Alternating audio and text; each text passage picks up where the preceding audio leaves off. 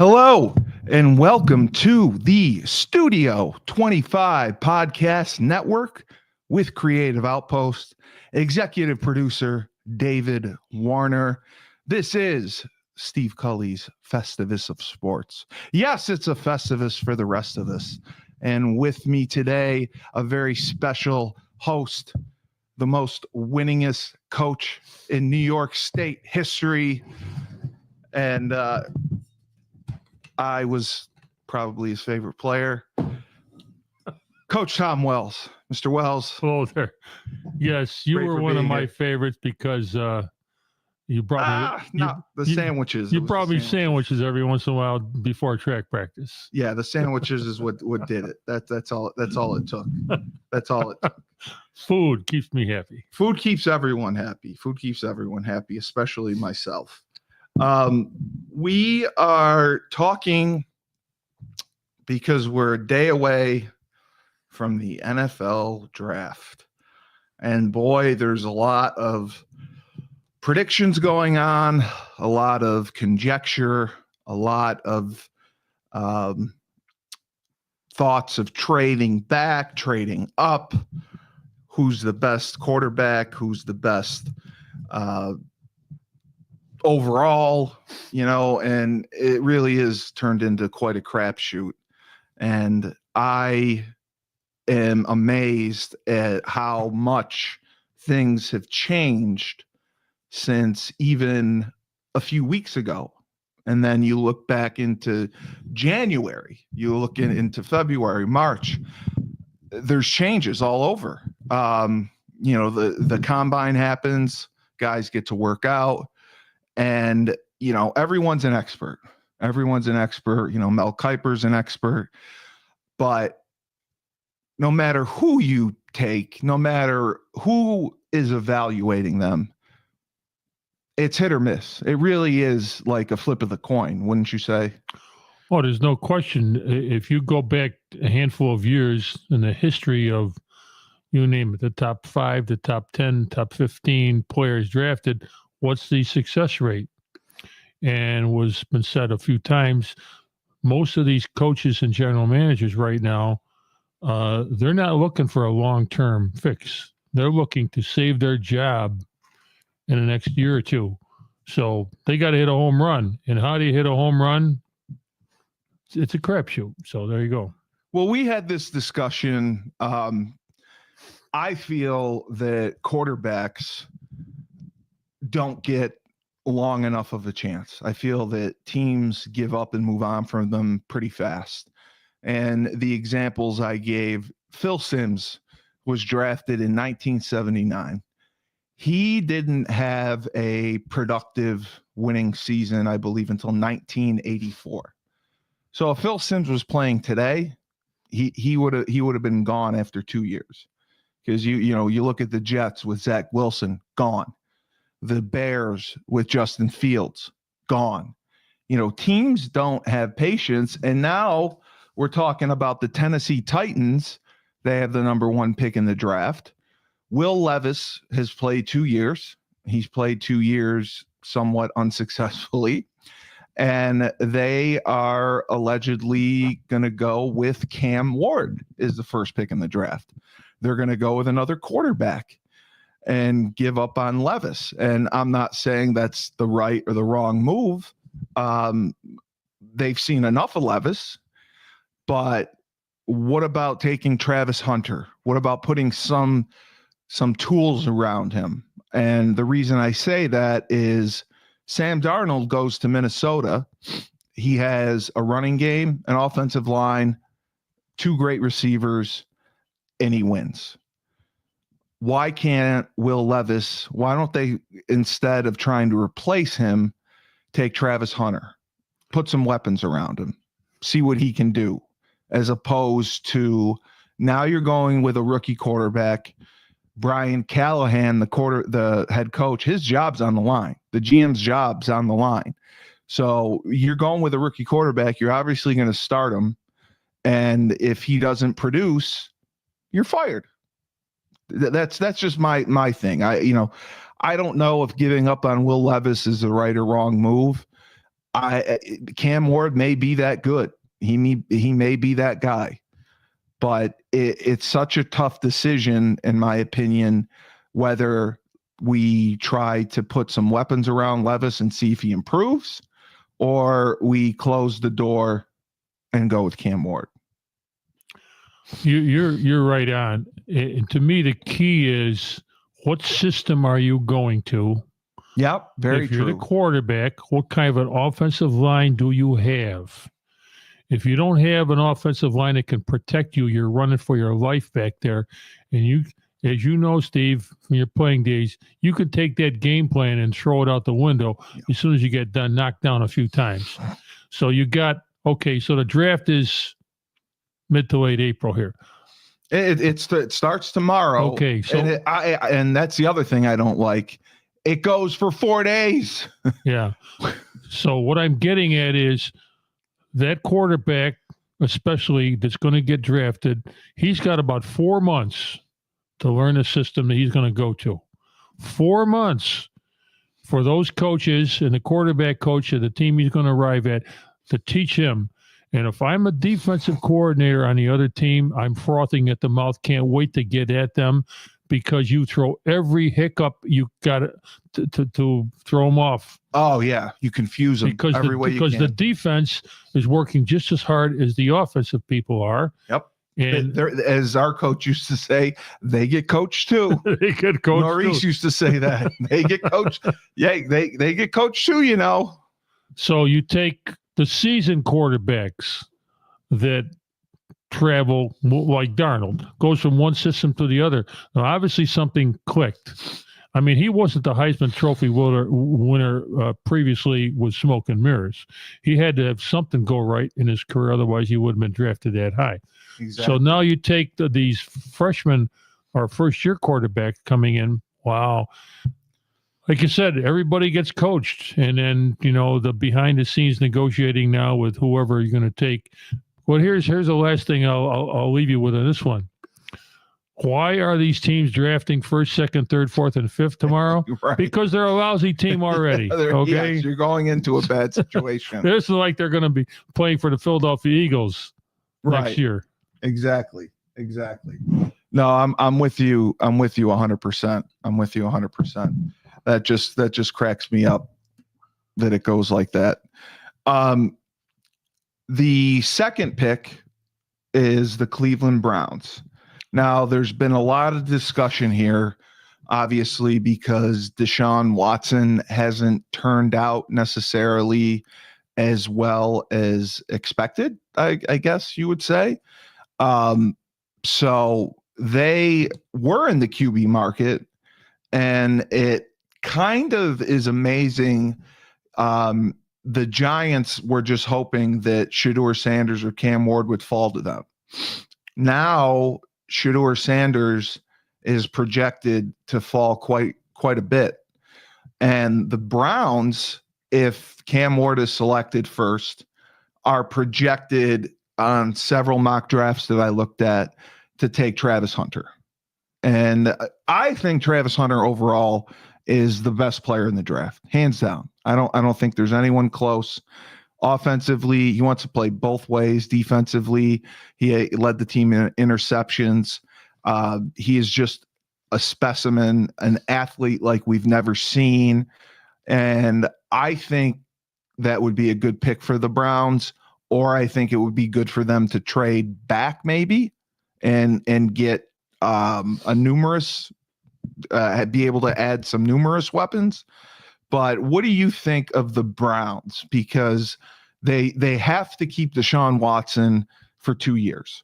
He's guaranteed money for 2 years on his contract. Do you put weapons around Deshaun Watson, take Travis Hunter? Shedeur Sanders, I don't think, is worthy of the number 2 pick. Do you think Travis Hunter's the guy? Well, listen, to be sarcastic, Cleveland Browns need about 6 of him. Yeah, okay. All right. So they're getting 2 players in one if that's the way they choose to go. But Cleveland Browns, look, they got a lot more problems. Yes. I mean, yes. That contract, yes. and the stupid things that have happened to Deshaun Watson. They're still paying for it. They're going to pay for it for another couple of 3 years. Yeah. So the Cleveland Browns ought to try to get as many players as they can. And if somebody wants to trade with them for the second round pick and they can offer them, you name the number, 4, 5, 6, go for it. Trading back. You need a lot of people to resuscitate that franchise. Yeah. And it's not going to be just Travis Hunter. You pick him and everything turns around. I agree with you. And I know I've read that they've actively been making calls, trying to trade back. Nothing has happened yet. We'll have to see what happens in the next 24 hours. Now, my favorite team, my used to be favorite team, the New York Football Giants, are at number 3. They are projected to take Abdul Carter, the edge rusher from Penn State. He's another specimen. They had wanted to take Shedeur Sanders. Now, apparently this isn't completely off the table, but Shedeur has fallen mightily in the last month or so. So they're saying that it would be a surprise for them to take him at number 3. And Shedeur, apparently, during his interviews, did not impress a lot of people. And had he done apparently what Donald Trump would have done in 2020 and just kept his mouth shut, he would have been drafted. He'd be in the top 10. But he apparently talked his way out. Now, Abdul Carter is a can't miss. Like he's a safe pick. He's a specimen. He's someone who can make a difference for you. The Giants are another team that need a lot of tools. They signed Jameis Winston, Russell Wilson together to be their quarterbacks. They should be at least productive, so to speak, and lead them to a decent season there. I think Carter is a good pick. I would not take Shedeur Sanders. What do you think? The Giants signaled with those 2 quarterbacks they signed that that's where they're going to go. Do they need a third quarterback? No. Is the guy from Penn State labeled as maybe the next almost Lawrence Taylor? Yes, that could happen. And there's nothing better as a defensive edge guy to putting pressure on a quarterback. Yeah. And if that's what they got, they should take him. Yeah, I agree. If he's available, I don't think that they should take the quarterback here. I think if you look at most of the rankings, Travis Hunter and Abdul Carter are the top 2 rated guys overall. If you're not looking at position, so I would be happy with that pick. The Patriots. I'm sorry. Yeah, the Patriots are at 4. The Patriots, they struck gold with Drake May. I think he is going to be something special. He's going to have a successful NFL career. They're projected to take Will Campbell, an offensive lineman from LSU. I think, if there were a receiver worthy to be picked here, I would put something like that to surround him with, because he's another guy who doesn't have a ton of talent around him. I would consider even Ashton Jeanty, the running back from Boise State, but they have had problems up front. They want to go with an offensive lineman. Will Campbell is the highest rated offensive lineman in the draft, and offensive linemen traditionally, again, they're safe picks. They produce and they have longevity, unless you're Tony Baselli. Is there anything wrong with taking an offensive lineman? No. I'm not saying that because you're sitting right next to me, but look at you take the look at the successful teams in the NFL in the last 10, 15 years. Their offensive line is solid. They protect the quarterback. And in today's era of the spread and the pro offense, you got to have agile guys that can protect the quarterback. And, oh, by the way, once in a while, run the ball. So an offensive lineman and that'll help the quarterback situation in New England. Yeah, I agree.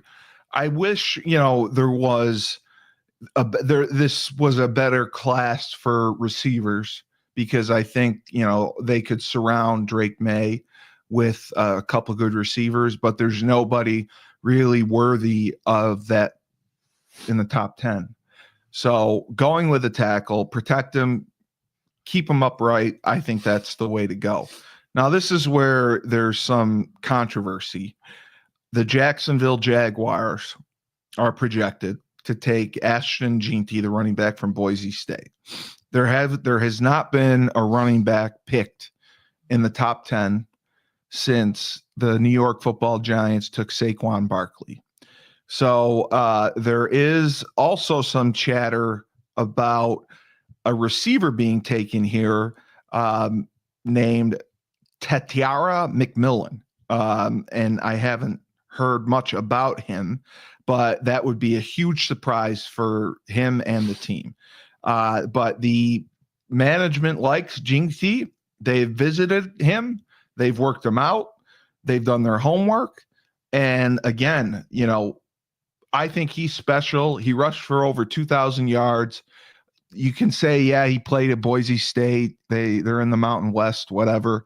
But he is a difference maker and can do it all. And what I mean by that is he can run, he can catch, and oh, by the way, he can block and pick up blitzes.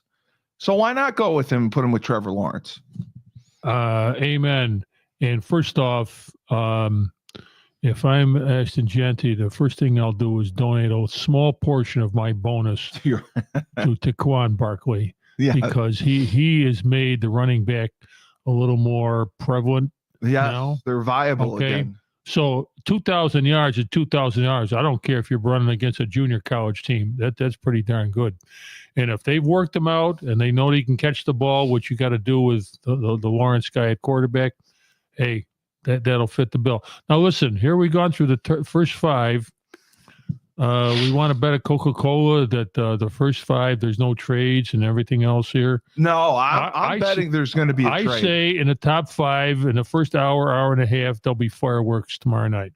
I believe that too. I 100% believe somebody's going to trade up. Cleveland, they're willing to give the pick away basically for someone to take it. They don't want to be at number 2. They want to drop back. They want to bring in more players. And I think that the negotiation, everyone has it on their board what each pick is worth.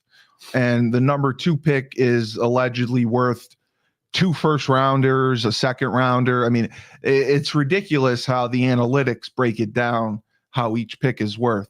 And if the teams can't get that, they hold strong until someone gives them that kind of offer. Unless you're Cleveland and you go over that and give the world to Houston for Deshaun Watson in that trade. But otherwise, they hold strong. So, but I agree with you. I think there's going to be a lot of movement. At least in the top 5, like we said, and especially in the top 3. Number 6, the Raiders drafting an offensive tackle from Texas, Kelvin Banks. I like this because the Raiders traded for Geno Smith. Protect him. Geno Smith is another one like we talked about. They thought his career was dead and buried. He was with the New York Jets. And, it didn't work out. He bounced around to a million places as a backup, and he hit his stride when he got to Seattle and was winning there. He brought him to the playoffs. He had great numbers. He had a high completion percentage. His career was resurrected because he had good coaches. He had good players around him.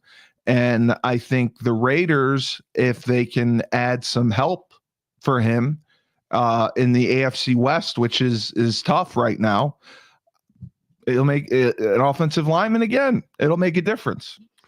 Well, look, let's go off a little bit for Geno Smith. All right. Something must have clicked up in Seattle with him. All right. The guy's, what is he, 30 years old? Yeah, he 32? was 30. He's 31 or 32. Yeah. I'm sure he can look back and see what his path has been in the NFL and say that was an A plus and that was an F. All right. So somewhere now he's got to produce another year. But again, offensive line, running back, defense, and the Raiders appears to be pretty good. So he won't be, playing catch up all the time. So new staff. Pete Carroll, he's a player's coach. And you love him from USC, obviously. Oh, yes. Well, look, it's a business. We all know that.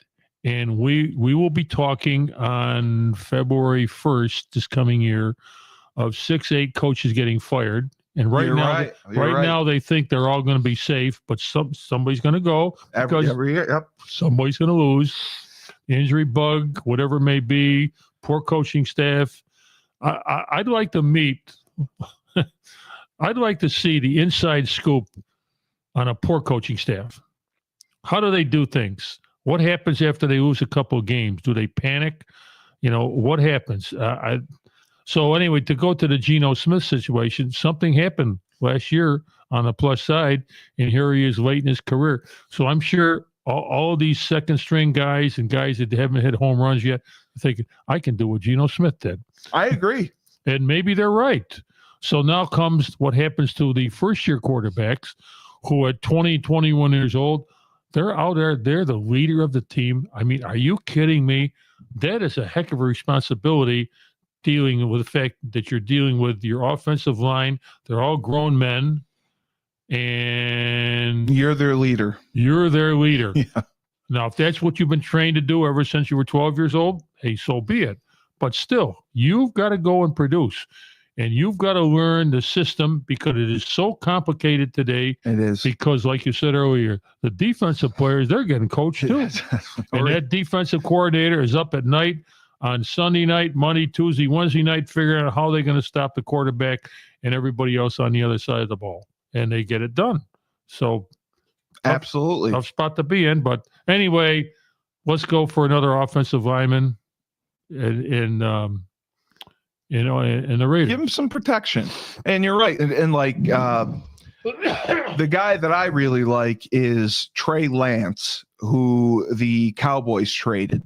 Trey Lance, I thought, got a raw deal. And, I thought if he was given time in San Francisco, he would have developed into something. Brock Purdy was, Mr. Irrelevant. He was in the 7th round pick, and I believe he had success. He's having success because of the talent around him. I thought Trey Lance could have done the same thing. He goes to the Cowboys, doesn't really get much of a chance there. I think he started one game and did fine, and they trade him. But he's another one that I could see down the road developing, coming around, and surprising people, just like, Baker Mayfield. Baker Mayfield went to 3 other teams from Cleveland. From Cleveland. Yeah, exactly. From Cleveland. Cleveland and the Jets are the death places. You don't want to go there. So now number 7 is the New York Jets. There's 2 people they're interested in.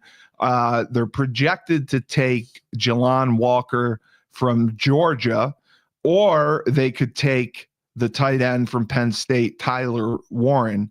Tyler Warren is ranked ahead of him, but I'm going to take anyone from Georgia. They know how to win. They know how to work. But trust me, something will happen with the Jets. It always does. It always does. They think at some point in time in their dream world that Joe Namath is going to come back and resuscitate the franchise. That's not going to happen. Hey, it's unfortunate that Rodgers got hurt 2 years ago. That's the saddest thing in the world. But if there was a franchise, maybe the only other one is the Cleveland Browns, that they would mess something up. It's the Jets. So if I'm the Jets, I'm on the phone right now trying to get the 2nd or 3rd round, and I'd offer them whatever they want. But will they do it? Well, let me ask you this. Do you think that Justin Fields is going to be good enough for the Jets at quarterback? He did something in college. He did, but and you got to give him all the credit in the world. How do you go from being a winner at Ohio State to being a loser, the Chicago Bears? And the Chicago Bears, they messed something up. Listen, what we've done here is name about 6 or 8 franchises that are in the toilet. All right? Yeah, 100%. And that's why they're drafting at the top of the heap, okay? We aren't talking about the Philadelphia Eagles. We're not talking about the Kansas City Chiefs. We're not talking about the Detroit Lions. They're sitting back pretty because they're still going to get a first and second round draft choice that probably aren't going to be 2 bad players, right? So we're talking about a franchise in the history and what's happened recently. And then, of course, there's the free agents. Do they really want to go to the Cleveland Browns? Do they want Garrett begged for his life until he signed on a dotted line for a fortune. So the Jets will do something stupid, and there you go. The Jets will do something stupid. Yeah. You can't trust the Jets, unfortunately. Now this is interesting to me. Carolina Panthers are picking number 8. Their quarterback situation, I think, is a mess. They drafted I can't think of his name, the kid from Alabama who won the Heisman Trophy last year. He was a number 1 overall pick. Yes. He was an absolute disaster there. And they're going to apparently stick with him. There were talks of trading up to get one of the quarterbacks. If they don't do that, they are going to take allegedly Walter Nolan, a D tackle from Ole Miss. Nolan has been a red hot riser in the days leading up to the draft. The Panthers, 49ers, and Cowboys were all connected to him. They've all visited with him. Carolina brought him in just recently last week. So what do you think of that? I mean, I think it's a safe pick overall, but it doesn't help Bryce Young, the quarterback there. Everyone's complaining, he's a bust. He's a Jamarcus Russell. He's just awful. He doesn't have anything with him. No, you're right on. Let's go back 2 years ago. Was it 2 or 3 that they fired the coach that's now out at Iowa? Yes. Right. Something's wrong in that system there. Matt Rule. Yep. The theme here has been for every team we've talked about so far, there's a flaw there somewhere. Okay. And they're all dying to get out of the cellar. So they drafted the kid from Alabama. Again, he must have done something right. He isn't coming from Wichita State. I mean, exactly. He's been, you take, again, this top 6, 8, 10 teams in college football, it's basically NFL oriented, everything they're doing. The level of skill, all that type of stuff. So what's Carolina going to do? They don't need another quarterback. So they got a safe pick with, who'd you say? A defensive tackle from Georgia. Yeah. Or, I'm sorry. A defensive tackle from Georgia, Walter Nolan. Or Ole Miss. I'm sorry. He's been red hot. He's moved up big time, and they visited him. It seems like they're going to go with him. But again, it's shocking to me. Shedeur Sanders, was talked about as even the number 1 pick in the draft. He is fallen like a rock in a lake. And now at number 9, the New Orleans Saints, they have quarterback issues. Derek Carr is hurt. And they really don't have anyone to play quarterback. Perfect spot for Shedeur Sanders. He's not projected to be taken there. Michael Williams, another edge rusher from Georgia. And according to Mel Kiper, he could not find a single source who thought the Saints would go with a quarterback in round 1. That's been their upfront answer through today, that the injury to Carr is not going to affect the way they draft. Yeah. I think that's a smokescreen. I don't see any other way. There's nobody out there. I mean, the Browns signed Joe Flacco just a couple weeks ago. I mean, he apparently is their lifeline until Deshaun Watson gets healthy. And if they're not going to draft a quarterback, I mean, I think that was the sign that they were not going to. But the Saints, Derek Carr is older. He's coming back from an Achilles. How can you not take a quarterback? I agree. Unless, and this is wild, I'm going to say this. Why not make a phone call to our good friend Aaron Rodgers? Are you kidding me? Oh, now that, I'll tell you what, that would be something right there. You know what? That has caused such a ripple effect. Wow. Because nobody knows whether he's A, going to play or not, B, if he does play, who's going to take him. Listen, Steve, Rodgers wants to play. I think he does too. But I think he wants to be loved up, though. He wants to be loved, and he wants to go out on a good note, but he also wants to be king. But he wants to go to Egypt. He's not going to be at your off-season workout. But listen, he's going to be taking ayahuasca somewhere. Whoever the headstrong coach is that gets him. And right now, the leader in the clubhouse supposedly is Pittsburgh with Tomlin. He's headstrong. He will be the king. Yeah. And Aaron Rodgers will be not king. They didn't think that they'd get along together if you went to Pittsburgh. You know what? They might. They just might. But that's why all this backyard secret meetings and whatever, this is what. Not that I think that Rodgers is going to end up in New Orleans, but listen, all Rodgers wants to do is get on the field and get a chance to play. So why not go down there? He gets his half a year or a year in harder until Carr gets ready to go, and then Rodgers rides off in the sunset. You see, I told you I still can play. Whatever. No. Well, the other thing is going to be how much money is Rodgers going to command? Is he going to be commanding the $30 to $40 million? If Rodgers is smart, he'll sign for the bare minimum. Just shut the hell up and get out on the field, because he again, my impression of him and watching the McAfee show every once in a while. Oh God, you watch. He wants to be the king. He wants to be. He does. And you know what? He gave up. He gave up his leadership in New York because he just didn't get it done. Okay. No, and his numbers weren't horrific. Now you put him with a very good team, and let's say for the moment that New Orleans might be a very good team. All right, maybe. Well, and the division they're in is winnable. They're not in a division that's tough. But in this era, and you've been in the locker rooms.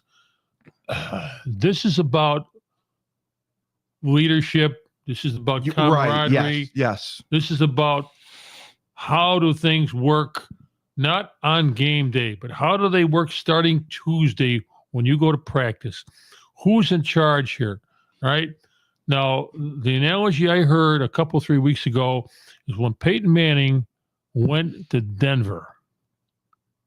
Yeah, went to Denver. Yeah, when they signed, when they traded him. Yes, he essentially became the assistant coach on the field. He took charge. Yes, and he took charge. 100%. Peyton Manning wasn't the same quarterback as he was when he was 30 years old. No, but guess what? That was his personality. He won, and he did it in such a way. Rodgers should have taken a cue from that, but that's not the way he operates. That's true. I know we're getting off the subject here. No, but you're right. You're 100% right. But here comes New Orleans. What are they going to do? Unless I'm wrong, what are they going to do? Run on single wing? I mean, come on. They got to have a quarterback. It's going to come down. And right now, it doesn't appear that Carr is going to be on the field at least the first half of the season. And there aren't a lot of free agents out there that are viable for them to take, unless allegedly the Ole Miss quarterback Jackson Dart has gained a lot of traction. I like personally Kyle McCord. I think Kyle McCord. I was gonna say that, being a wise ass. I was gonna say that Kyle McCord. He looked great this year. Listen, he ran and he ran downfield. He was knocking people over. Yes. And he's got an arm. Whoever gets McCord, I shouldn't say that. That's incorrect. He's got to go to the right system. He's going to start wherever he starts. He's going to be the number 2 or 3 quarterback. Yeah, right? he'll Got to get work to his sit way and up. watch. And Yep. one thing we haven't talked about here is with the way the quarterback situations go now for all those NFL teams, you better have a darn good backup quarterback because for sure. you are an injury away from becoming the starting quarterback. Exactly. Right? So we don't know who this is going to be. All right. Somebody by the middle of October, somebody's going to be missing their number 1 quarterback. And now they got to look the left, look the right. Okay, who are we going to put in who's there? Yes. Yeah. So that you throw that in, and only 1 quarterback plays. I was telling a friend the other day that when you decide in your early years of playing football, you're going to be the quarterback, you got to be the number 1 quarterback or you don't play, whether it's high school, college, or the pros. If you're a decent linebacker or offensive guard or defensive secondary or wide receiver, there's 2 or 3 of them on the field at one time. But not with a quarterback. That's why the quarterback gets all the attention and all the blame, and for the most part, all the money. So you better have a decent backup quarterback. So where's McCord going to go? Prediction, not first round. Probably. I would. You know what? I think he is a late first round pick. Late to be first honest. round, early second round. But I think he'll go in the second round. Yeah. But I agree with you wholeheartedly. I don't know why he was run out of Ohio State. I don't think he did anything wrong there. Well, very simple. Didn't beat the team up north, as they call it. You really think it's the Michigan thing? That was the reason they dumped him? Oh, yes. Oh, absolutely. Listen, I've listened to more stories, and sidebar story. My grandson goes to Ohio State, so he's now really he's a Buckeye. He's in the marching band and all that. Oh, okay. So I hear all this stuff from him, but from the moment he set foot on campus back in August, that the first thing that you are told and taught, and it's in your blood, you don't mention the word. It's the team up north. You don't wear green. Absolutely. You don't wear green. Absolutely. You'd be tarred and feathered in Columbus, Ohio, if you wear green. I'm sorry. Wrong color. Blue. Michigan blue. I mean, I said the name. It's blue. That's the way it is. Yeah. So McCord didn't win that game, and all of a sudden, boom, he's out. So good for McCord. Yeah, I was happy. When he came to Syracuse, he had a chip on his shoulder. Yes, he was paid very well, and they got through. And I saw most of their games, either live or in person or on TV. But the bottom line is the guy can play, all right? And I'm sure he's sitting there thinking, just find me the right team and turn me loose in training camp, and I'll show what I can do. So, hey. Yeah. I was at the Syracuse UConn game, and I was impressed with McCord, very impressed.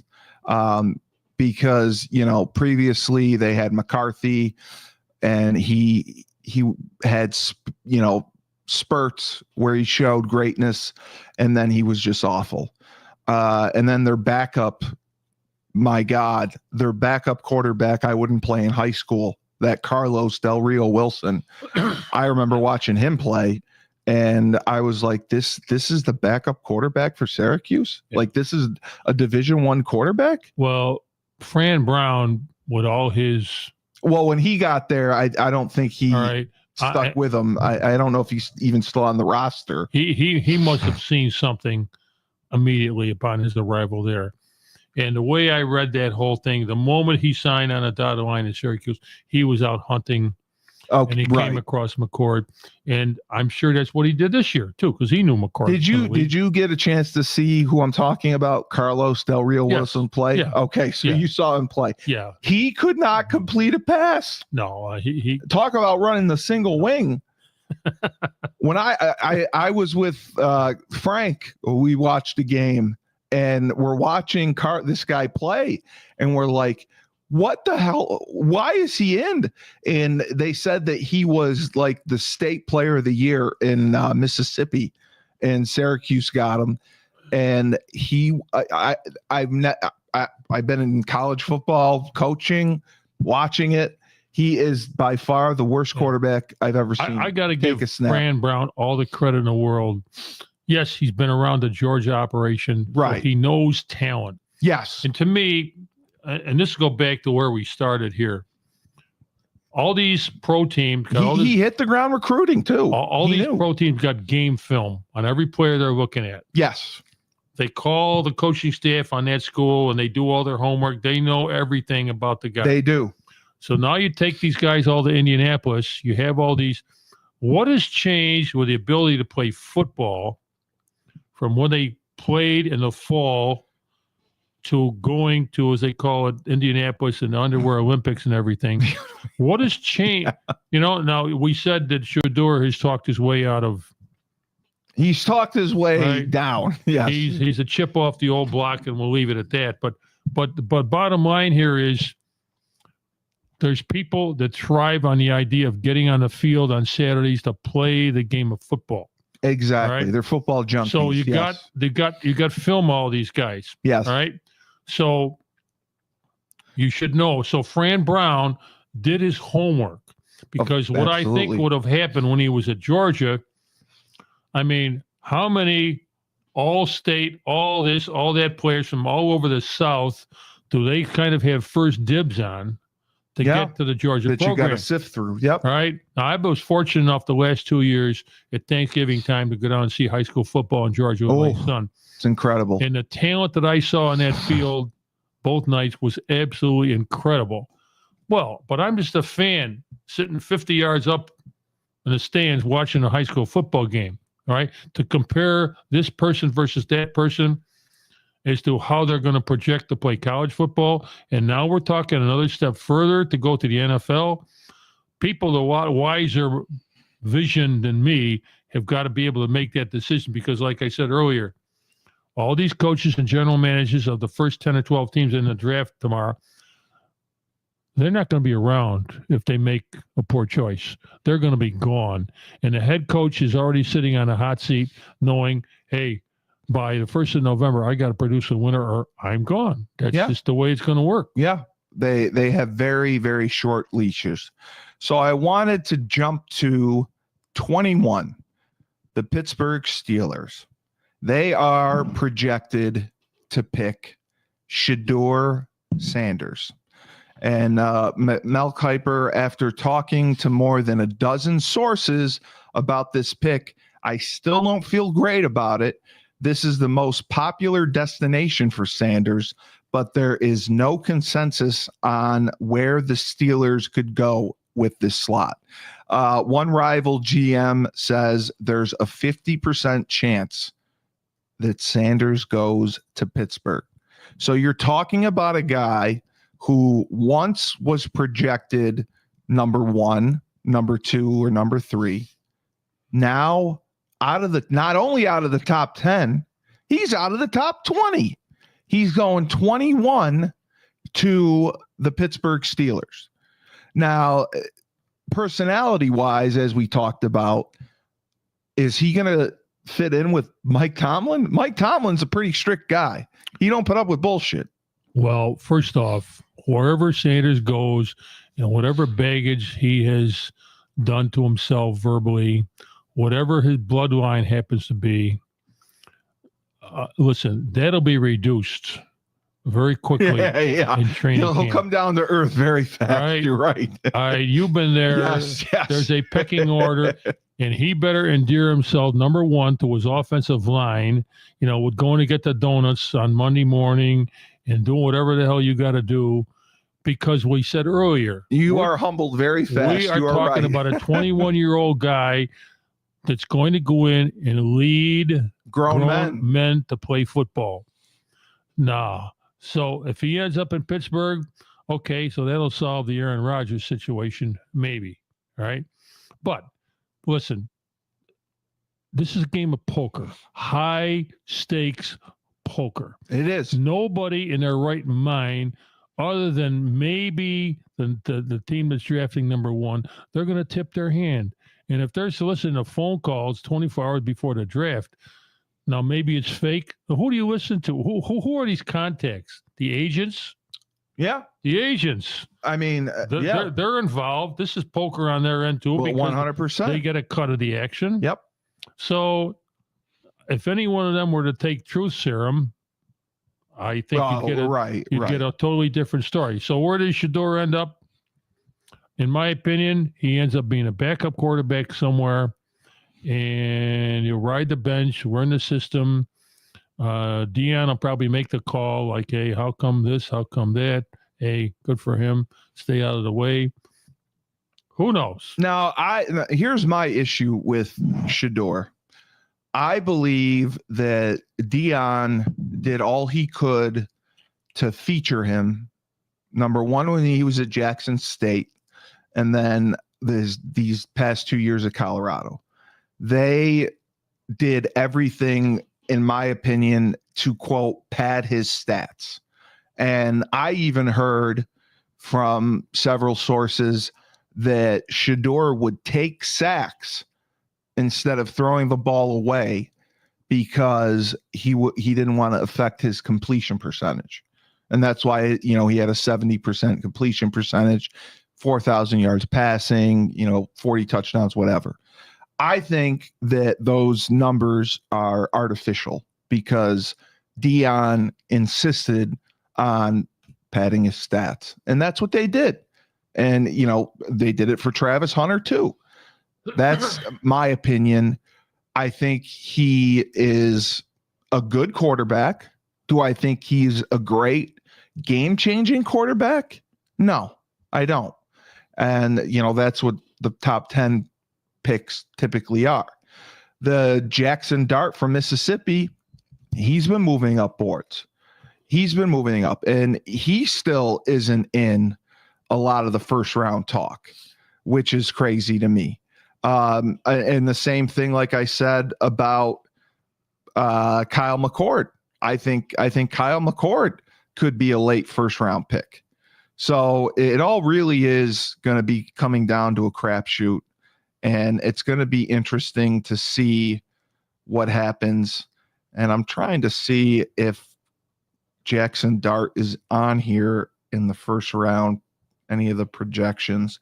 But Shador definitely is the number 2 quarterback who's going to be go. Now that's interesting. So they don't have Jackson Dart in the first round,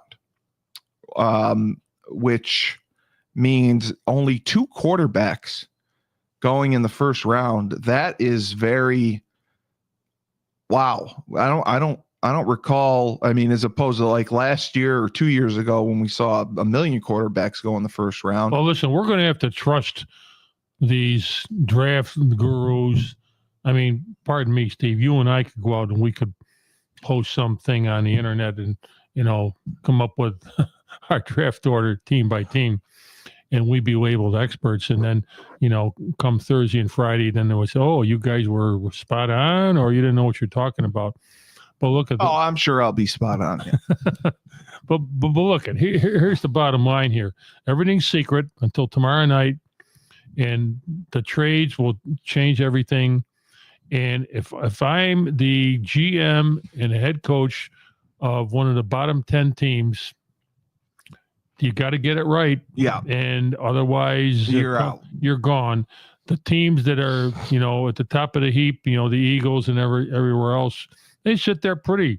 They probably got one need, maybe 2 needs that they got, and then they're going to fill it up with free agents, and they're going to roll along next year, and nothing's going to change. All right, so there's 2 other things I have to ask you. We are going to transition to obviously the UConn women winning the national championship. I do a podcast with former UConn star Maria Conlon, who was on a number of championship teams when I was there. Maria went over the pay per conference. The SEC got $3.7 million from the women's NCAA tournament. The Big Ten got $3.7 million from the NCAA tournament.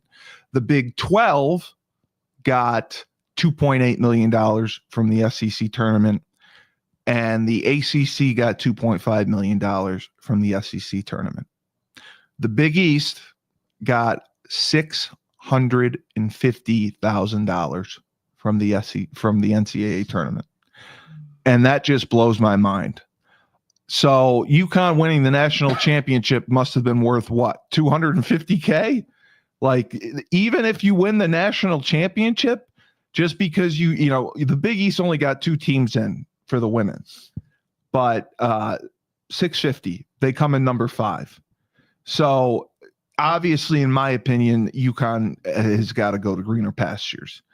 You know, I hate to see them turn into a Rutgers and go to a power conference where, you know, basketball, they can compete anywhere. Football, obviously, they can't. Rutgers gets $40 million a year, and, you know, they go 5-7, 6-6 in football. And basketball, they're atrocious, but they get $40 million a year. UConn, we are in the Big East. The Big East is not what it once was. $650,000. And UConn has won the NCAA tournament the past 3 years between the men and the women. So what does that say about the Big East Conference as a whole? And is that more proof that UConn is going to be attractive to other conferences? My opinion, listening to all the intelligent people in this world about basketball, is that the time has come where UConn, along with the rest of the Big East, is going to join forces with the ACC. Yeah. Now, it's very complicated, but basketball is still played. There's still millions of dollars on the table. Yeah. I mean, UConn, given some time, I think could step up to the plate and be a decent ACC football team. We could. We're working on it. We're playing Syracuse and BC this year. All right. So the basketball situation, don't you think the ACC would love to have UConn it's the old Big East, basically. All right. So you take all them, they function all these years, and, you know, here we got the ACC already goes coast to coast with Stanford and Cal Berkeley in. So we make it even more complicated. You throw them all in there, and, you know, you got we got 6-8 teams that do not play any football. They can manage that. Yeah. All right. They could be basketball only. No problem. Right. But the finances are like a black eye. Any way you want. I was blown away that. Yeah. So winning the national championship, like I said, what's it get you? It must get you $250K. So the other question I had to ask, I am sure you're familiar with the Tennessee quarterback Nico Collins situation, which goes back to our debate about NIL and transfer portal. Nico Collins goes through the entire spring practice, no problems, goes to the quarterback coach's house for dinner Thursday night. Before this, you know, the spring game Saturday, he goes Thursday night. They have tacos at the quarterback coach's house. The wife cooks some tacos. Friday, doesn't show up. Meetings, practice. Saturday, doesn't show up for the spring game. And God bless Josh Heupel. Nico decided on Friday he wanted to negotiate his NIL deal. Now, Nico basically was getting paid controversially starting in high school. He signed a 4-year NIL deal worth $2.2 million per year. And he started to get paid his senior year in high school. So he's already been paid allegedly close to $10 million, I think, because of his high school payments. Freshman, sophomore year. He's got, I believe, 3 years of eligibility left. I think he redshirted. And this happens. He decides, I'm taking a stand the day before the spring game. I want to renegotiate my deal. And his agents that represented him in Tennessee could not come to an agreement. So Nico expected to stay and work it out. Josh Heupel said, not so fast, my friend. We're moving on from you. You can go into the transfer portal. The old coach in me says, Good for Josh Heupel. Now, listen, Josh Heupel has not got a lifetime contract at Tennessee. No, not yet, Okay? but he's turned them around. Not yet. So this is one more notch in his holster for an extra year or two whenever the roof falls in. Okay? But to be stabbed in the back by the key player on your team The day before the spring game. the day before spring game. Not a word about it. Now, suppose this happens in August. Yeah. This could have happened in August. It could have. Yeah, Right. I mean, but there'd be no transfer portal to enter. Now, the irony of this whole thing is they're getting the quarterback back from UCLA, essentially like in the NFL. They traded quarterbacks. Yes, yes, right. Now, supposedly, the dad was the key player. The dad was behind it all. No. Yes. I did hear that. I'll use the term poker. He chose to call. Oh, he did. He went all in. And he didn't know. And he didn't know who he was dealing with. He didn't know Heupel had pocket aces. And his numbers were way out of whack. Yeah, he wanted $8 million a year. I shouldn't say this. Any team in the country would have given him $4 million based on what he did last year. He had pedestrian numbers. 2,600 yards. Maybe. So 19 the sidebar touchdowns. issue to this whole thing is who's under a lot of pressure now? The Foster guy is the coach at UCLA. Are you kidding me? Right. Now, who knows what he's getting paid? He's not getting paid the $4 million. Okay. No, they wouldn't agree to that. But again, good for Josh Heupel. I agree. So needless to say, the spring game was played under a cloud. I mean, they don't show anything in the spring game anyway. They cheered for him. I mean, at least UConn didn't even have a spring game because Jim Mora is paranoid about anyone seeing his players. Yeah. But yeah, I said the same thing. Coaches, applauded Josh Heupel for saying, you know what? I'm not going to pay this kid. For him to pull this the day before the spring game says a lot about whoever is, he apparently is a quiet, introverted kid. And I think he was manipulated by his father or his agency saying, oh, well, you should get more. He had 19 touchdowns, 2,600 yards passing, 19 touchdowns, 5 interceptions, pedestrian numbers. And the argument was those touchdowns came against lesser opponents, 11 of them. So he wasn't worthy of the raise just yet. I think the money is kind of a sidebar issue here. Yeah, well, it is 100%. It's the timing. The timing of everything. Yes. All right. Now the fly in the ointment here is the transfer portal. All right. Now, again, the old coach in me, I just can't imagine. I can't think who we were talking with a couple weeks ago that you work 24/7, 12 months a year to develop a bond with the kids, with your kids on your team, with the idea that freshmen are going to become sophomores and work their way, and in their senior year, it's all gone. Farewell. Yeah. You hope everything turns out well. And then you hug them and you kiss them goodbye, and you look what you've done for them in the way of them growing up.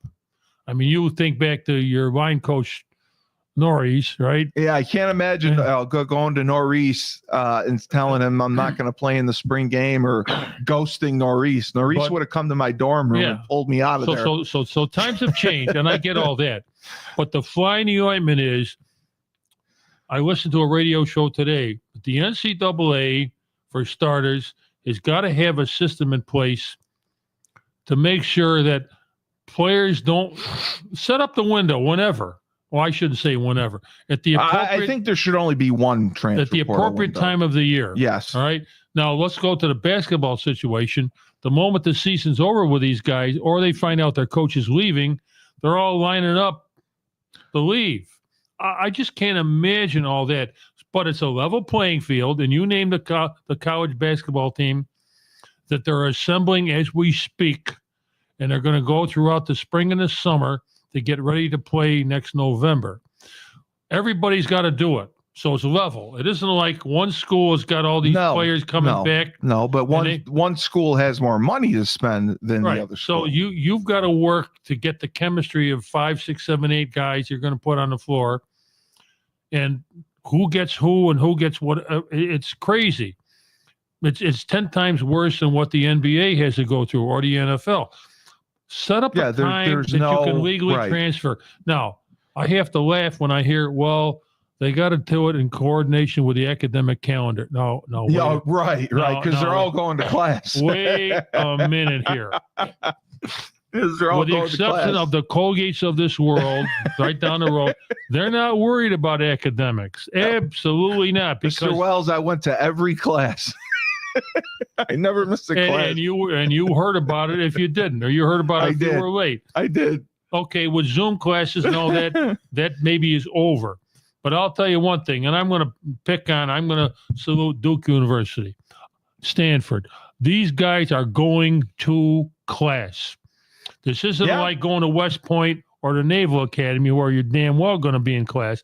This is these universities, and I would imagine that these professors have put their foot down, and good for them, all right? But you take the rest of the universities where you're worried about the academics. Yeah, right. When can you legally enroll in a school? Make it I don't know, 1st of June or whatever for everybody. But I think it should be one transfer portal. Nobody plays in July and August. Correct. So let them make it the transfer then. All right. Why should a kid be allowed the moment his season's over, or quote, maybe during the spring game? April 26th was the start of the portal. He's going to enroll in UCLA, and this is the last week in April. Wait a minute here. I don't. Yeah, it doesn't work out. So yeah, I just had to bring that up because I knew you'd get a kick out of it. And the other quarterback, Jaden Rashada, leaves Georgia. That's another one. UConn was allegedly a destination. I called my good friend Mike Burton, who runs our NIL, and I said, Mike, if you visit Jaden Rashada, I'm going to stand outside the complex that's named after you. And if the second he shows up, I'm going to tackle him. And Mike said, Steve, don't worry about it. He's not coming. Don't believe everything you hear. So I'm trusting you, Mike. So another banner episode of Festivus for the rest of us. Thank you for Coach Wells stepping in. Welcome. Great takes, great analysis. I am Steve Cully, the best podcast host in the universe. Remember, when life gives you lemons, don't make lemonade. Take 2 oranges, throw them right back at life.